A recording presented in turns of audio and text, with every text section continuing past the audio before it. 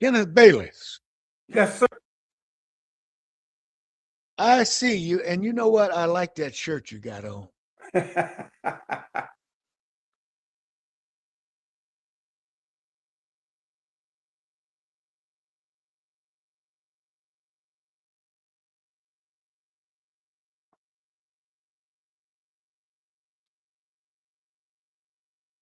So, have you done all your Christmas shopping, Kenny? You ready for the holidays? I am done. I am done. I finished the last bit of it yesterday for the first lady, and Well, I know she's gonna be smiling for days when she opens it yeah, up. I know that's right. I know that's right. Well, listen, man, you know what? We're coming up to the holidays, and everybody's having a good time, and you know, I'm really glad about that. I'm really Yeah. glad about that. It was an interesting week. Yes, It it was an was. interesting week. Your camera's off, Kenny. Uh, Oh, Interesting week. Mr. Terrence Crawford announced his retirement. Big yeah. news. Of course, the big fight. Well, the big experience. Joshua versus Paul. I don't know Right. if you can really call it a fight. And a little bit of recent history. Uh, Baumgardner versus Bodine. Yep. Uh, Alicia. Women doing a 3-minute fight for 12 rounds. Yes. So it was a busy weekend and a Yes, it lot to was. talk about and a lot to share with our audience out there. Uh, an audience, you can call into the show. Uh, it's the official Call Pod Show. And we're going to be talking today about a lot of things. Um, we're going to be talking about the uh, The uh, retirement. The yeah, retirement of Terrence Crawford Crawford. retirement. Yeah. And Yeah. by the way, Kenny, your camera's off. Yeah. I'm working on it as we speak. All right. But while we're working on that, the question is, when I think about Terrence Crawford and I think about the way that he announced his retirement, all it did for me was solidify in my thoughts what a classy guy Terrence is. You know, uh, now of course the proof is going to be in the pudding, as it always is, because there are a lot of people who retire only to unretire, Yes. and we've known that's happened with I don't know how many fighters. Uh, so the pudding really is going to be in the truth. Will will he stay unretired? Uh, so many have retired and didn't stay retired. Okay, Right. um, so it's going to be really interesting to see if he really does. He really does stay unretired because what I think it is I think that limelight. You know, that limelight is like a beautiful, seductive woman. You know what I'm saying? Uh, and they succumb to that. They Yeah. succumb to that beautiful, seductive woman called the limelight. It's difficult to let it go. And like I said, so a lot of them were really good, just couldn't let it go. Ali couldn't let it go. And there's so many others that didn't do it. Um, so it'll be interesting to see if, in fact, he does it. Time will tell. Uh, but I think this young man, as he's shown through his boxing career, is different. He's different than a lot of folks. You know, Yeah. he Um, he's done everything from my perspective with a lot of class. yeah, Uh, he's carried himself with a lot of class. Um, he accomplished something that a lot of people in their largest imagination didn't think that he could do, and that was move up those weight classes and do what he did in the way that he did it. You yeah, know, uh, uh, little there's little that you can say negative about the way that he did it. You know, against the person that he did it against, who yeah. was a bona fide star in his own right. You know, so I don't know. What do you think? Well, I'll tell you this. Uh, you were right. There have been a lot of fighters that when they said they retired, either the money brought them back. You can go down the list between Ali, Larry Holmes, Sugar Ray Leonard. The list just goes on and on. But then, if you were to look at the list and look at the fighters that when they retired, they stayed retired. You're talking about fighters, Floyd Mayweather, for an example, Ricardo Lopez, uh, um, Joe Calzaghe. Um, there have been a few fighters that when they retired, um, Andre Ward, when Mhm. they retired. Yeah. And so it goes both ways, but like you said, there have been more that have come back.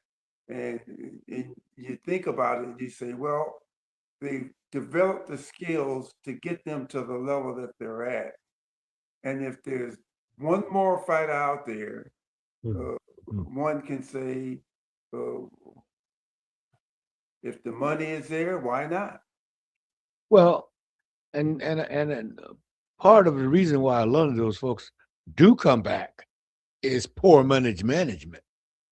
They have mismanaged that money, and they go back in to make money Yeah, because of the poor management of their money. Uh, but again, I just see I just think that Terrence Crawford, as a fighter, he was very different, and I think that as a retired fighter, he's going to be very different.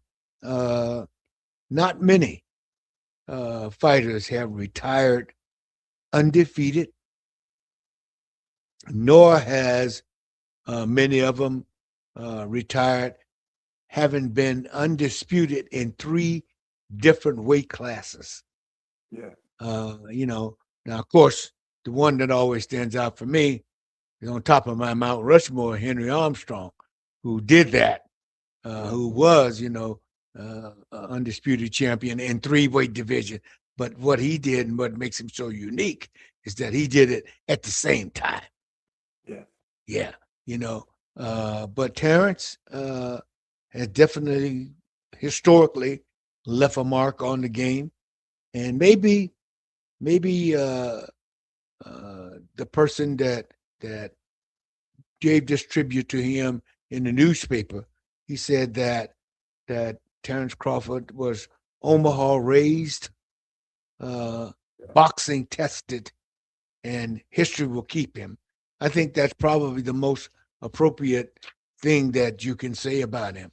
Yeah. Quite a unique young man, hell of a champion, um, and wish him all the well. That's Wish him all that's the best in retirement. that's all we can do now because he said it very well. I mean, Terrence, um, he's always been respected by the boxing community. Um, uh, as a person, they don't come no better than him. Hmm. Um, I know that there was a little discussion about Terrence not paying the sanctioning body, the WBC, um, after his fight with Canelo. Um, I don't know all the facts and the reasons to why, but apparently, there was some things said on both sides from Terrence and from Mauricio, Mhm. but it is what it is. He made the decision to retire. We got to respect that, and whatever Terrence can bring to the game, if he chooses to, would to me would only help and make it better because uh, fighters in their retirement, either being a commentator or what, hope that Mhm. he stays around the game at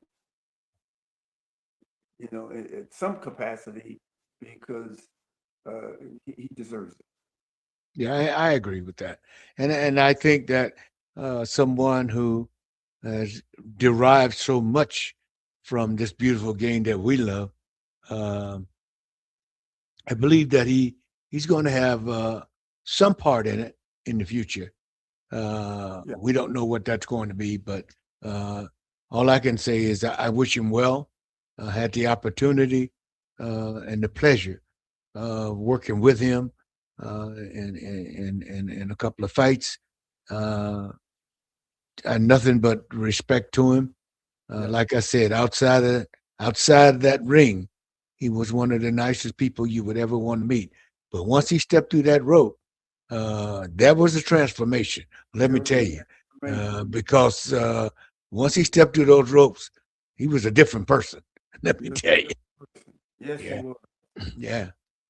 He Now, was he was someone if you didn't prepare right for, then you was in a world of trouble.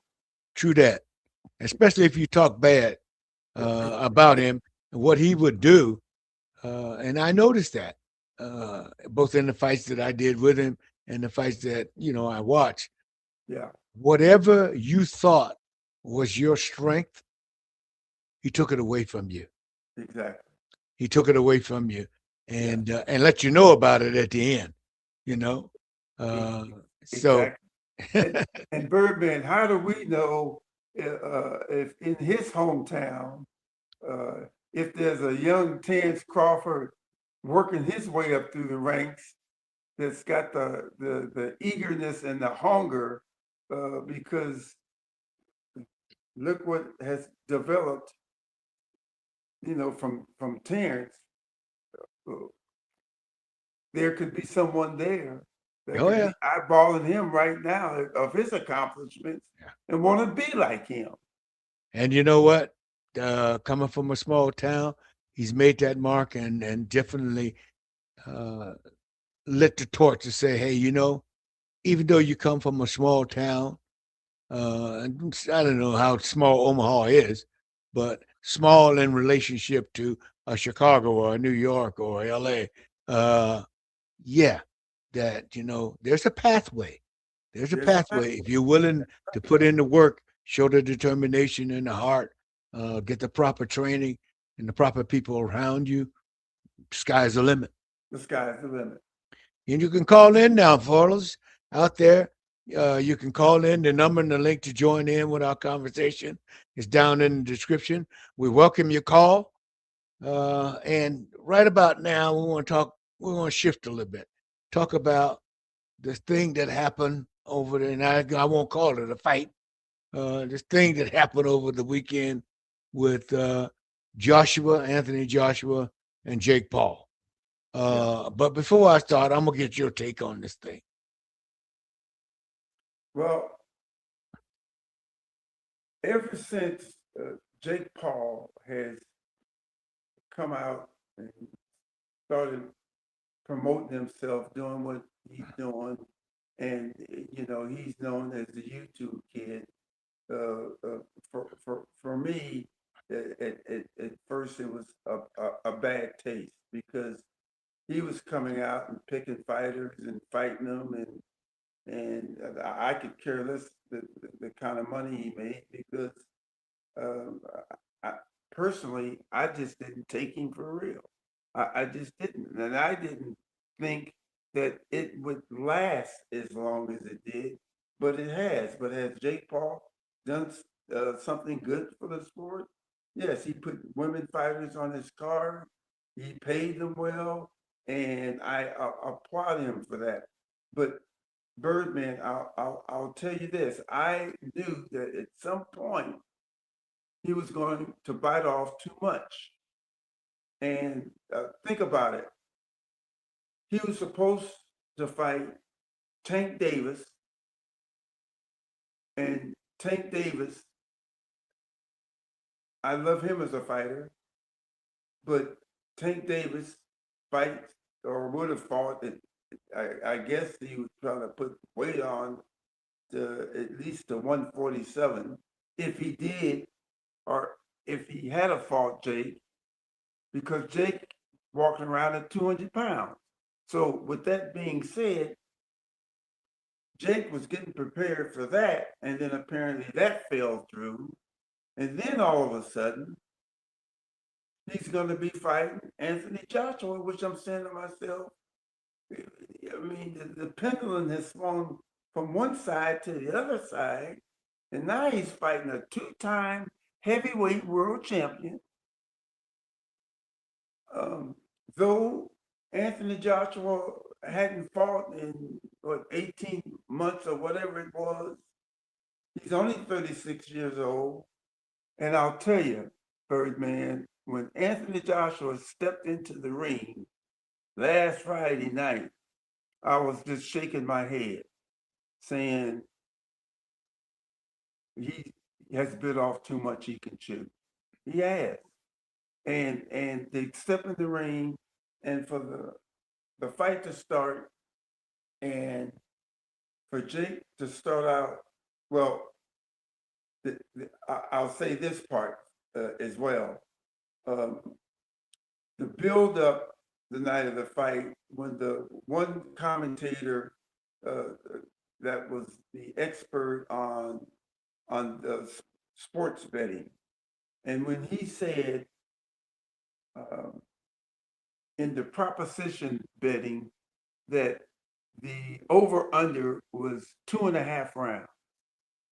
When he said that, then in my mind, I'm thinking, well, shucks, if Jake Paul just get on his bicycle and just run around and stay away from Anthony Joshua, he'll get that 2.5 rounds in.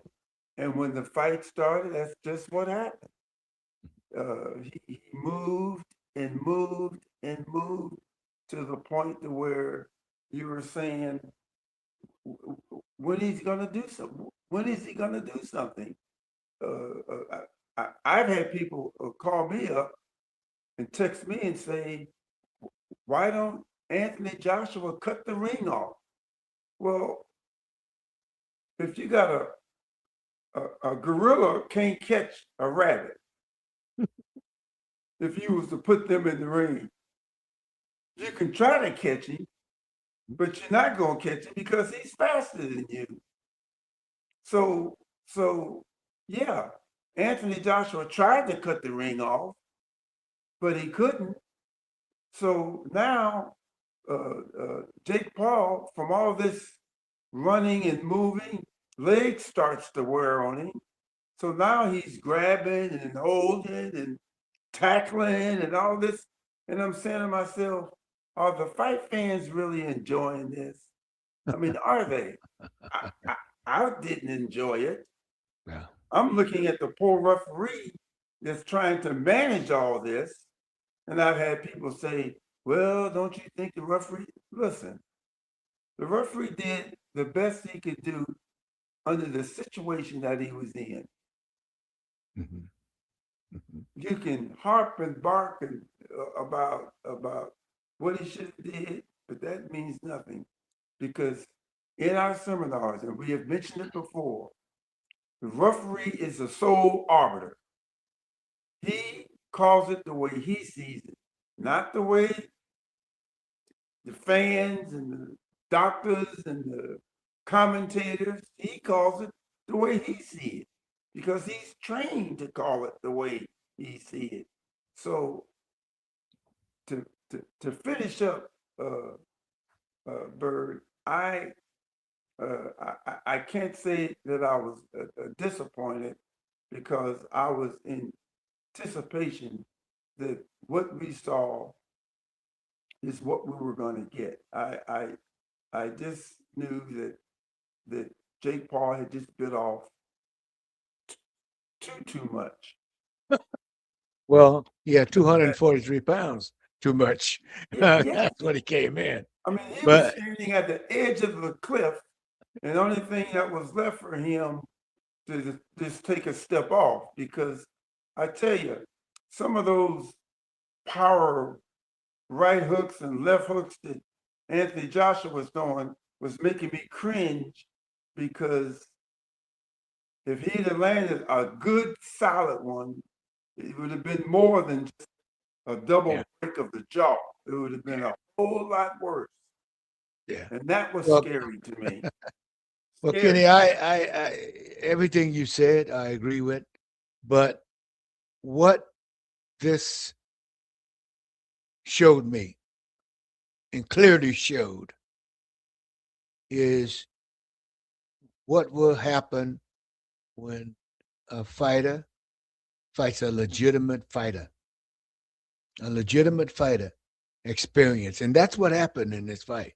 I Yeah. mean, he had fought, he had got in the ring, or let me put it that way. He had got in the ring with a number of people, Chavez Jr. and Tyson and a couple of others well past their prime, you Yeah. know. But this was a current heavyweight champion, a current person who was a two-time heavyweight champion, Olympic gold medalist.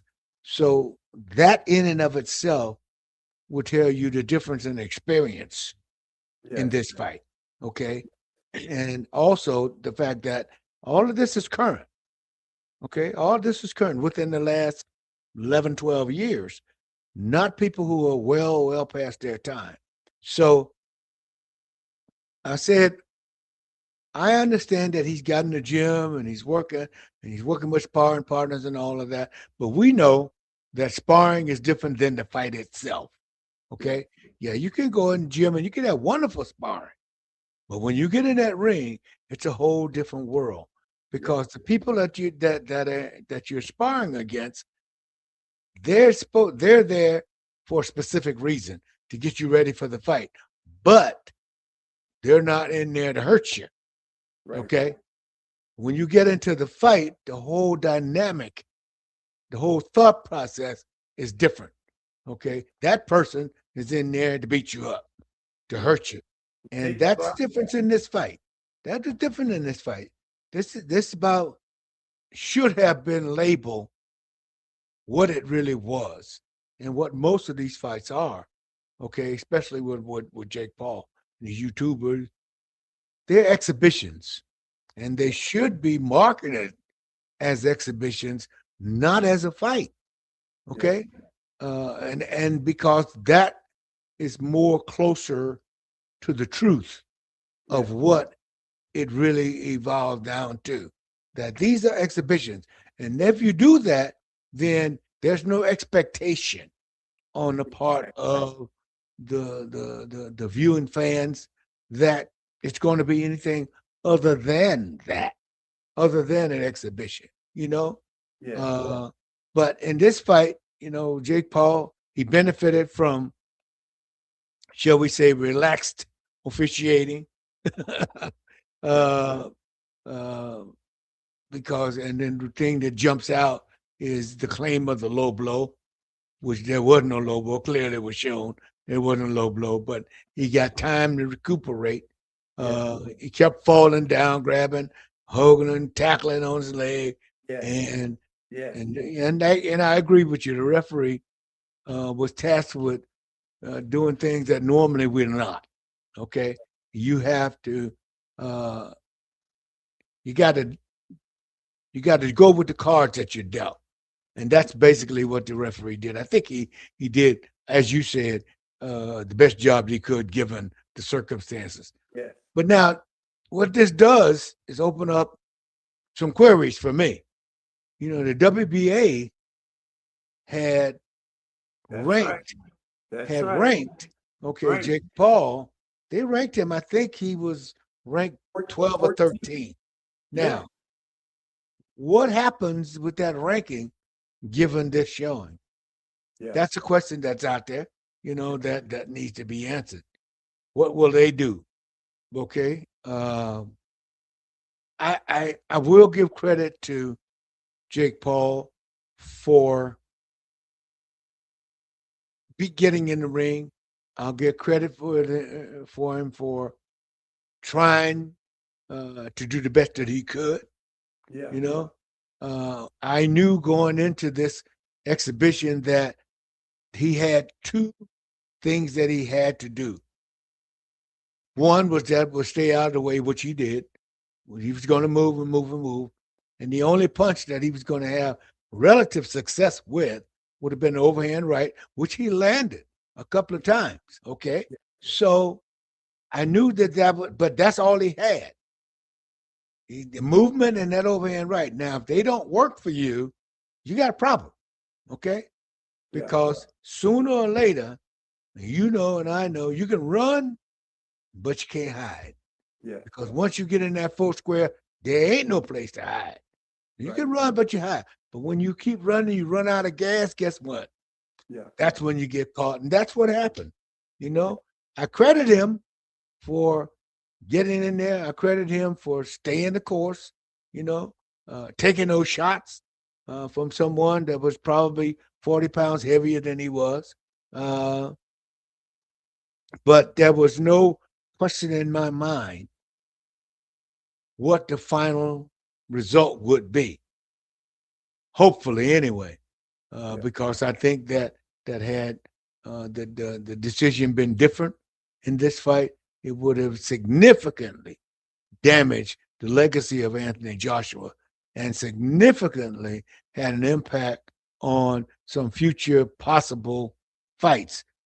Tyson, Yardley, uh, and and I know that in his mind he knew that, and therefore he wasn't going to let Jake Paul escape, which he didn't.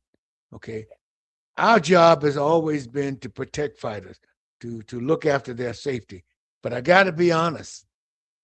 In this fight, I was hoping, I was hoping uh, that the result came out to be what it came out to be, because anything less than that would have seriously damaged the sport, the sport itself. You know, Yeah. you don't need those kinds of decisions. So that's that's sort of how I saw it.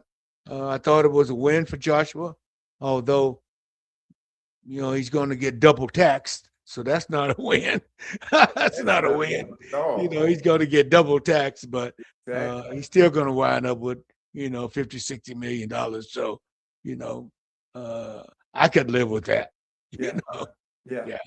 Callers, call in. The description is there and the link. And just if you want to join in on the conversation, please do. Um, the, the politics side of all this, Bird, in regards to the fight being sanctioned, um, different commissions, when they get a promoter promoting a fight, uh, most promoters um, have a person that will match fighters up, and then that list of fighters that's going to be on the promotional card goes to the executive director, and he approves of fights Mm-hmm. because they want the fight to be uh, uh, entertaining to the fans as well as competitive wise. There is no mismatch. Now, we've both talked about the fight itself, and it was an obvious mismatch. Mm-hmm. Mm-hmm. That's why it should have been an exhibition, and all of his fights and I'm talking about Jake Paul, his fight should be an exhibition because, um, uh, I don't know how the YouTubers and they had mentioned on the fight that he's up to 10 million viewers on his Mhm. YouTube site, Mhm. which means that he's going to have a following regardless to who he fights. But Mhm. you said it, safety is number one. And as referees, we have to determine mismatches. It's happened many times. We don't know fighter A or fighter B in most cases. And when they get in there, we have to determine if it's a mismatch or not. And if it's a mismatch, we're looking to either when the opportunity is there to stop it so that Mhm. that fighter don't take undue punishment. Well, I'm glad you brought that out because not all matchmakers are good matchmakers. Yeah. Okay, and sometimes what happens is they make matches which they know are a mismatch. Mhm. And the problem with that is that as referees, okay, we have nothing to do with the matching, this matching up, Yeah. but we have everything to do with managing it in a proper manner, making certain that you know the fight is done in compliance with the rules of boxing, but mostly making certain that no unnecessary damage occurs based upon this mismatch, which is another part of the responsibilities of a professional boxing referee. Yeah. That some people, sometimes they don't think about that, Right. but it's something that never leaves our mind because, like you said, a great many times we don't know these fighters. We might know their records or whatever. We might have seen them fight a different opponent, but every fight is different. And so a lot of times, we have to react to what is happening right then and there. Just like, this fight, well, this referee had to do the best he could with a difficult situation. Yeah. Okay. Yeah. Now, we did get a text that came up on the screen in regards, and I'm sure it was coming from a boxer because uh, he mentioned that when he's doing his sparring, he's in there to hurt the person that he is sparring with, and whoever you are, that may be the case for you. But myself and Bird, we get in the ring at the local gyms and work out just like the fighters do. And yeah, it's competitive, but if a fighter is fighting on a big major card, they want to have their sparring partner emulate Mm-hmm. what that who they're going to be fighting, so that they can prepare properly. So it's Mm-hmm. not about trying to hurt your sparring partner. It's trying to learn and prepare yourself for the fight itself. Is Yeah, that correct, Bird? absolutely, absolutely. And I know you've done it and I've done it. When I go to the gyms and I work the sparring matches, one of the things I do is I bring the fighters to the middle of the ring in the sparring match and I said, guys, listen, Yeah. you know, this is preparation for the fight. This is not the fight. Right. This is preparing for the fight. So please bear that in mind Yeah. while you're working out today. Yeah. Okay. And most of them will. Now, Yes. yeah, every now and then, like you said, it does get competitive. You get someone from maybe a Crump gym or a New York gym coming out and fighting someone from a LA gym, a Nevada gym, and those juices get to flowing. Okay. Dude. Yeah. So that does happen. Yeah. But that still isn't the same as when you get in that ring with that individual, okay, Yeah. whose sole purpose is to knock you unconscious. That is the Right. sole this, and that's one of the reasons why this sport is the most difficult sport in the world to officiate, because this is the only sport, combat sports, I should say, are the only sports in which the sole goal is to render your opponent unconscious. That's Yeah. not the goal in any other sport. That's the Right. goal in this sport. And that's why it is so difficult as a professional combat sports referee or official for us to do our job, because, you know, the goal is to do that. That's Yeah. what people want to see. Our job is to try to ensure that that doesn't happen. Exactly. Yeah. Exactly. Now, so like we said, the fact that Joshua did this fight or worked this fight the manner that he did and ended it in the manner that he did is only going to help his popularity. Okay, because Yeah. most folks wanted what happened. They wanted that to happen. Yeah. Okay, so now how does that relate to him fighting Tyson Fury, which is what most people kind of thought and kind of thought he wanted, because that would be, whoa, a huge fight, especially in the UK, being that both of them are, British, UK fighters. Yeah. Got 100,000 seat uh, Wembley arena Stadium. with Wimbledon. Yeah. That Wembley fight Stadium. would be great. That fight would be great at Wembley Stadium. It would be it, you wouldn't have to promote that fight. That fight would Yeah. promote itself. Yes. Once they Yeah. sign, people would start buying their tickets. Yeah. And like you said, Bert, they can get a 100,000 fans in there. They've done it before. They can do it again, and yeah, the level of pay per view buys and Mm, merchandising and it would just go off the chain, yeah. getting the both of them in the ring.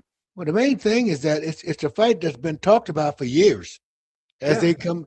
As Joshua was coming up, and then when he suffered a couple of defeats, and then Fury was coming up, and but this fight was one of those that was everybody was just waiting. This was like Leonard waiting for Hagler, yeah, Hagler waiting for Durant.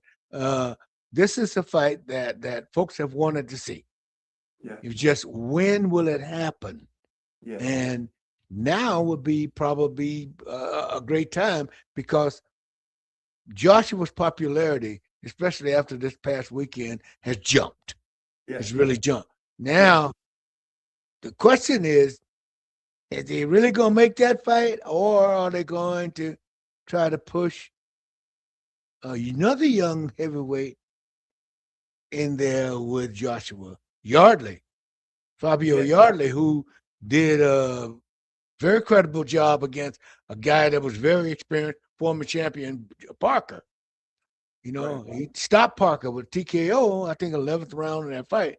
Young gun coming up, good finisher, strong guy, a lot of power, good yeah, boxing skills. yeah, Uh, that match would be awesome in the UK, because again, you got two UK guys. yeah, Uh, so the future for Joshua, based upon just those two, is great. yeah. Well, the fact that uh, the way he looked, and again, I'm not taking anything from Jake Paul, because yeah, I would have liked to have seen more of a competitive fight, but Anthony Joshua just looked good. I mean, physique wise, I mean, Mhm. my oldest son called me up and he said, "Dad, that Joshua is this. I mean, he looked like a sculptured Greek warrior. Adonis, yeah, right. Yeah, I mean, muscles were. looked at his back when he got in the ring, and you could just see how firm and tight he was, and you just say to yourself, "Man, it's 6'6" too." Yeah, yeah. But the problem with all of that, Kenny, is that, and we've said this amongst ourselves too. There's one muscle you can't build up.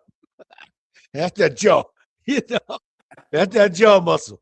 That's the Yeah, one that he's a beautiful physical specimen, but you can't build up that jaw. you You can't know, build up that jaw. yeah, And yeah. we've seen his jaw get tested in the past when he lost his title. Hmm. He went down a couple times, and referee had to stop the contest because it just looked like he didn't want to fight anymore. Yeah, yeah, yeah, That's the way it appeared. So, yeah, and then when he fought Klitschko, he went down yeah, during the fight. He actually knocked Klitschko down. Klitschko knocked him down. So yeah, the jaw is suspect. yeah, Um, and for me, when Josh fought Paul, I, that was the only gray area. yeah, If Jake Paul can catch yeah, him with the right shot, yeah, yeah. he may have a chance. Yeah, and he did. J. Paul did land a couple of overhand rights. He Yeah, took it well.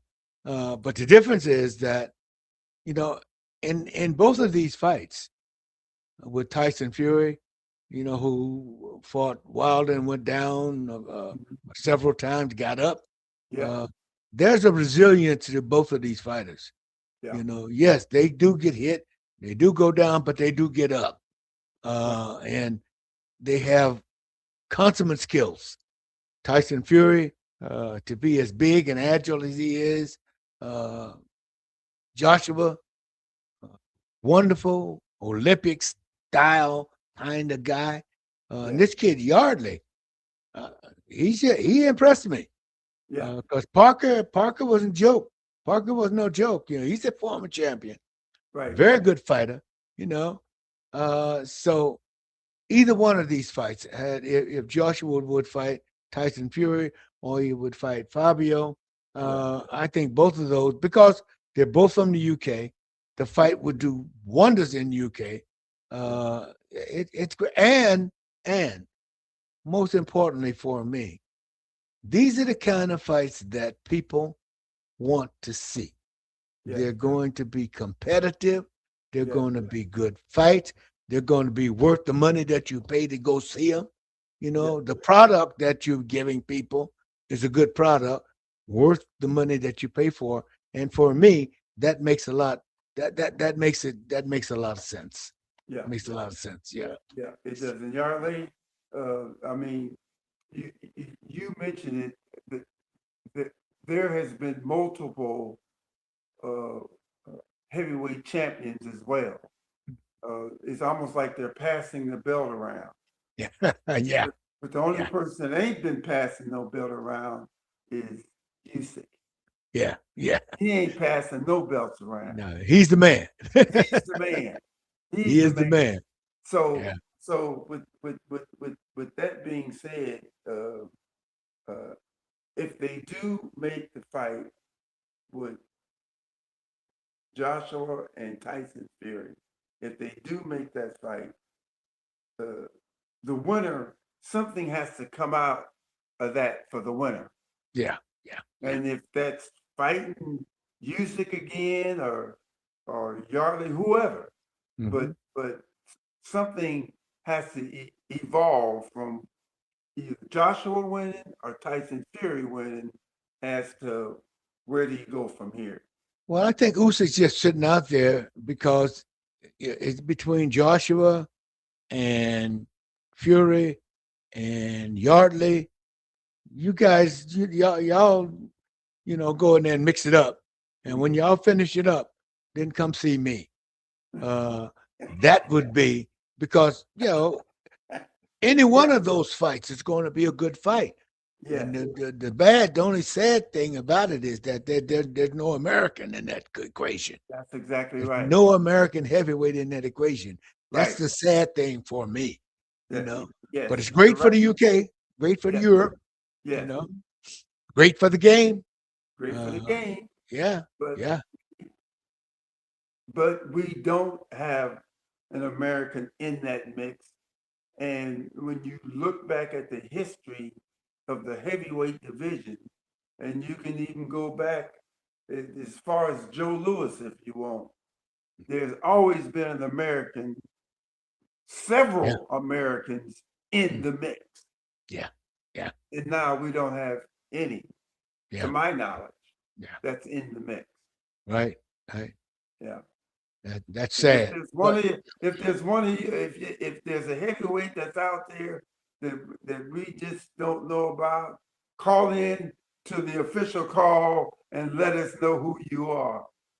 yeah, yeah. Please do that. Yes. Now, there was another fight on that card, and I want to take pause here for just a few minutes to give all props and respect to Jake Paul Yes. for the things that he has done for the game of boxing, in particular, women boxing. Yes. He has done marvelous things for women in boxing. The show that he put on Madison Square Garden, the all women's card. Yes. Uh, he's done some wonderful things for women boxing. He's paid them well, and I have given props for that. Yes. Uh, now, added to his accomplishments is the fight between Miss Baumgardner and Boudoin. I believe I'm saying that right. Budo or Boudoin was a women's bout, championship bout, 3 minute 3 minute rounds, 12 rounds, which a lot of women, Manda Serrano, most notably, have been talking about they want to do and that they should do. Uh, and this fight on that card was women fighting 3 minute rounds for 12 rounds. Yeah. No, no, no, no. It's not something that that couldn't be done. The question is, uh, uh, could that be done? Well, clearly, it's not something that couldn't be done because it's been done. Yeah. We know that. You especially know that because you did the first one. Okay, you refereed the first one. So again, the question isn't could they do it. The question's still out there, but should they do it? Right. Uh, I watched this fight. I didn't see any drop off in terms of physicality, in terms of them being tired or fatigued over that period of time. I thought it was competitive over the course of the fight. Uh, I didn't see any significant drop off during this fight. No. As a matter of fact, I thought both of them fought a very good fight. Obviously, Baumgardner, very dominant in the performance. She dominated the fight. Clearly, better boxing technique, better power. Uh, uh, Budo, she didn't back up. She didn't back. She didn't quit. She showed a lot of grit in the fight. So, you know, it it it proved to me that women can fight three, 12 3 minute rounds with no significant drop off. And yeah, I for me it was like you couldn't tell the difference. I mean, we know when we're in the ring the difference between 2 minutes and 3 minutes, Mhm. but to see them go the distance, there was a knockdown. It was taken well, and the fight ended up going the distance. Again, shows that women can handle 3 rounds, 3 minute rounds, and I know that at some point on our show, the official call, we're planning to get a doctor to come on Hmm. so that doctor can give his opinions as to um, why women should only fight 2 minute rounds. But yeah, watching both the ladies fight on the card on Friday and to see how well they were able to handle themselves speaks for itself. Yeah. And the thing about it is that I see some issues out there because the one sanctioning body that is very clear that they are absolutely adamantly against this. And that's the WBC. Yes, Okay. So I was saying to myself, what if you have a person like Baumgardner, who is the WBA champion, to meet with the WBC champion? She clearly can do 12 3-minute rounds. Okay. Now, but this lady over here, who's also the champion, okay, and she got her championship by fighting 10 2-minute rounds. right. Now they're going to fight each other. How do we resolve that? They're both champions. They Yeah, didn't get there the same way. right. How do we resolve that? And one of the things that I would actually like to see, and I'll put it out there for you, audience, you too, Yeah, there are 4 major sanctioning bodies. What if each sanctioning body polled the top 15 women in their sanctioning body about this issue? What would like to see? Would you like to see this done? Okay? Because at some point in time, Baumgardner, I think, is the WBA champion. Now she's yes, going to fight someone who is another champion, and they only fought 10 rounds, 2-minute rounds, and they called themselves the champion. yeah. She's fighting 12 3-minute rounds for the championship. It's something's not out in it's out of kilter here. How do we resolve that? You know, because you've shown that you can do it. It's been shown that can be done. Why would you be against it? Well, that goes back into the politics again. Who approved? How was it worked out that they approved of the 3 minute round as opposed to the 2 minute? I mean, what channels did the promoter, uh, what channels did they have to go through to get that approved that they can fight 12 3 minute rounds? Yeah, yeah. Well, and thing I'm saying is, if I'm a champion and I'm going to fight for the title, and I'm going to fight you 12 3-minute rounds, but you're going to call yourself a champion, and you are fighting 10 2-minute rounds and call yourself champion. Who's the champion? Yeah. Who's the true champion? You Who's know, champion? because that I mean, it's an issue that I think is a genuine. It's a genuine question to be answered. Yeah. You know, Because if if I have my fighter in the ring fighting 3 minute rounds, but it doesn't make any difference to the governing bodies that you're fighting 3 minute rounds because they have said repeatedly over and over that 2 minute rounds is what the women are going to fight. So why do I want my fighter to fight a 3 minute round when, like you just said, uh, 2 minute rounds is what they believe and is what they choose to do. yeah, well, and like I'm saying, you got 2 champions, but they didn't get there the same way. So Okay. who's the real champion? You know, it's an issue that I think if this is going to be, and right now the only sanctioning body that I know that is vehemently against this is the WBC. Yeah. Uh, uh, I don't know what the feeling of the IBF or the WBO or the WBA, Yay. if they're anti that, but Baumgardner is the champion, I believe, WBA. And so we know what their policy is, because they allowed her to fight Yeah.